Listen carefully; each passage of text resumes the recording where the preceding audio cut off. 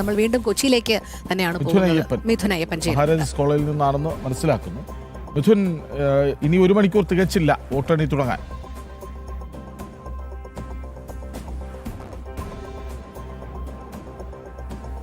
തീർച്ചയായിട്ടും ഈ കായലോരം ഇങ്ങനെ പ്രതീക്ഷയോടെ കാത്തു നിൽക്കുകയാണ്.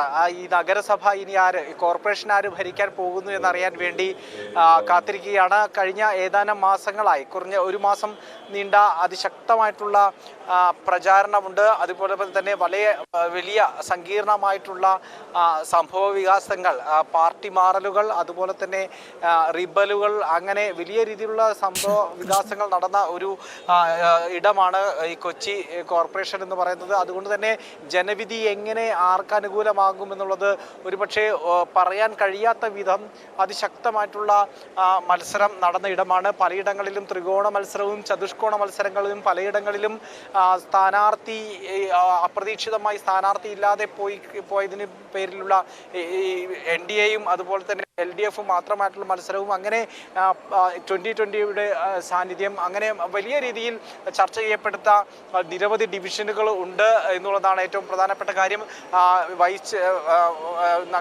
കോർപ്പറേഷന്റെ വൈസ് ചെയർപേഴ്സൺ അടക്കം പാർട്ടി മാറിപ്പോകുന്നു.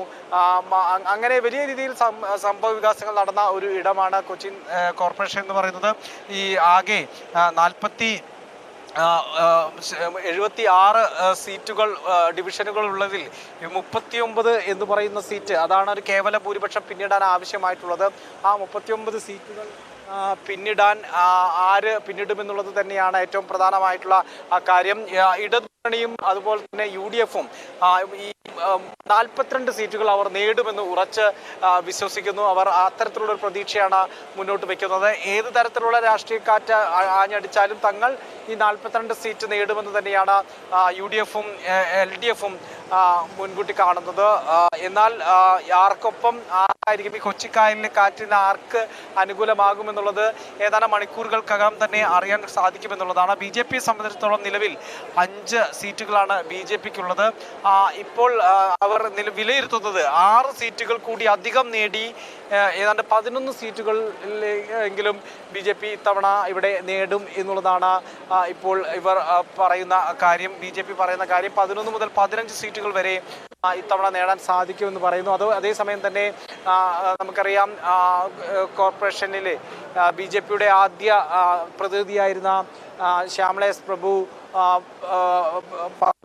മറ്റൊരു ചിഹ്നത്തിൽ തന്നെ ഉണ്ടായിട്ടുണ്ട് ചെറലായി ഡിവിഷനിൽ. അവിടെ BJPയുടെ സാന്നിധ്യം ഉറച്ച BJP കോട്ട, പാർട്ടി കോട്ട തന്നെയാണ് ചെറലായി എന്ന് ആവർത്തിക്കും എന്നുള്ള രീതിയിലുള്ള അവകാശവാദങ്ങളെല്ലാം തന്നെ NDA ഉന്നയിക്കുന്നുണ്ട്. അത്തരത്തിൽ വളരെ സംഭവവികാസങ്ങളെല്ലാം നിറഞ്ഞ ഒരു കോർപ്പറേഷൻ, ആ കോർപ്പറേഷൻ്റെ ഭരണം ഇത്തവണ ആർക്കൊപ്പമാകും എന്നുള്ളത് പറയാൻ ഈ ഘട്ടത്തിൽ ഒരിക്കലും കഴിയാത്തൊരവസ്ഥയാണ് ഉള്ളത്.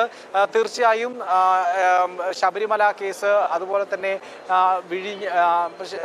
മുനമ്പം വിഷയങ്ങൾ, ഇതെല്ലാം കൊച്ചിയെ സംബന്ധിച്ചിടത്തോളം കൂടുതൽ ചർച്ച ചെയ്യപ്പെട്ടിട്ടുണ്ട് എന്നുള്ളത് തന്നെയാണ് മനസ്സിലാക്കാൻ സാധിക്കുന്നത്. ഇപ്പോൾ വോട്ടർമാരുമായി സംസാരിക്കുമ്പോൾ പ്രധാനമായും ചർച്ച ചെയ്യപ്പെട്ടത് എന്ന് പറയുന്നത് ശബരിമല വിഷയമാണ്. ഒപ്പം തന്നെ രാഹുൽ മാങ്കൂട്ടത്തിൻ്റെ വിഷയമടക്കം ഈ തെരഞ്ഞെടുപ്പിൽ ചർച്ച ചെയ്യപ്പെട്ടു എന്ന് പറയുന്നുണ്ട്. ഇപ്പോൾ അത്തരത്തിൽ രാഷ്ട്രീയ വിഷയങ്ങൾ, പ്രാദേശികമായിട്ടുള്ള രാഷ്ട്രീയ വിഷയങ്ങൾ, അതായത് ഈ കൊച്ചി കോർപ്പറേഷനെ ബാധിക്കുന്നതായിട്ടുള്ള വിഷയങ്ങൾക്കൊപ്പം തന്നെ സംസ്ഥാന രാഷ്ട്രീയത്തിൻ്റെ പ്രധാനപ്പെട്ട വിഷയങ്ങൾ, പ്രധാനപ്പെട്ട കാര്യങ്ങളെല്ലാം തദ്ദേശ തെരഞ്ഞെടുപ്പിൽ ചർച്ച ചെയ്യപ്പെട്ടു. കൊച്ചി അതും കൂടി ഈ പോളിംഗ് ബൂത്തിൽ അത്തരം വിഷയങ്ങൾ കൂടി പ്രതിഫലിച്ചിട്ടുണ്ട് എന്നുള്ളത് തന്നെയാണ് ഇപ്പോൾ രാഷ്ട്രീയ നേതൃത്വം കരുതുന്നത്. ജില്ലയിലാകട്ടെ വലിയ രീതിയിലുള്ള മാറ്റങ്ങൾ, ഈ നേരത്തെ പറഞ്ഞതുപോലെ തന്നെ മാറാത്തത് പലതും മാറുമെന്നും നമുക്കറിയാം.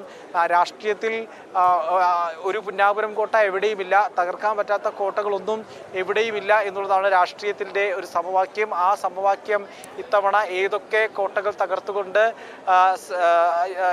യാഥാർത്ഥ്യമാക്കും എന്നുള്ളത് മാത്രമാണ് ഇനി കാണാനുള്ളത്. ഏതായാലും 8 മണിയോടുകൂടി കൗണ്ടിംഗ് ആരംഭിക്കും. മിഥുൻ അയ്യപ്പൻ പറഞ്ഞതുപോലെ കൃഷ്ണൻ, ഒരുപാട് പ്രശ്നങ്ങളാണ് കൊച്ചിയെ സംബന്ധിച്ചിടത്തോളം ഉള്ളതല്ലേ. മാലിന്യ പ്രശ്നത്തിൽ തുടങ്ങി വെള്ളക്കെട്ട്, അതോടൊപ്പം തീരദേശ മേഖല അനുഭവിക്കുന്നത്, ഇങ്ങനെ നിരവധി പ്രശ്നങ്ങളാണ് കൊച്ചിയെ സംബന്ധിച്ചിടത്തോളം. ഇതിനെല്ലാം കാരണം ജനങ്ങൾ കൂടുതൽ ബോധവാന്മാരായി, കൂടുതൽ ജാഗരൂകരായി, ശരിയേത് തെറ്റേത് എന്ന് തിരിച്ചറിയാവുന്ന അവസ്ഥയിലേക്ക് പൊതുജനം പൂർണ്ണമായി എത്തിക്കഴിഞ്ഞ ഒരു ഘട്ടമാണ്. അത് മാത്രമല്ല, ഹൈക്കോടതിയുടെ ഇടപെടൽ തന്നെ എത്ര തവണയാണ് കൊച്ചി നഗരം കേന്ദ്രീകരിച്ചുണ്ടായത്. ഏതെങ്കിലും ഒരു ചിഹ്നം കണ്ടാൽ ഞങ്ങൾ വോട്ടിടും എന്ന തീരുമാനമൊക്കെ മാറിയിട്ടുണ്ട്. അതായത് ശരി ചെയ്യുന്നവരെ, വികസനം എന്ന കൺസെപ്റ്റ് മുന്നോട്ട് വെക്കുന്നവരെ, വികസനം കൊണ്ടുവരുന്നവരെ അവർ അടയാളപ്പെടുത്തുകയാണ് ഓരോ ബാലറ്റിലൂടെ. വോട്ടിംഗ് മെഷീനിൽ ചിഹ്നം കണ്ടാൽ അപ്പാടെ ആ വോട്ട് ഇട്ടുകളയും എന്നുള്ള ധാരണയൊക്കെ മാറി. ആ കാലമൊക്കെ മാറാത്തതിനി മാറും എന്ന BJPയുടെ ആ ഒരു പ്രചാരണ വാക്യം പോലും അർത്ഥവത്താകുന്നുണ്ട് എല്ലാ ഇടങ്ങളിലും എന്ന് വേണം മനസ്സിലാക്കാൻ.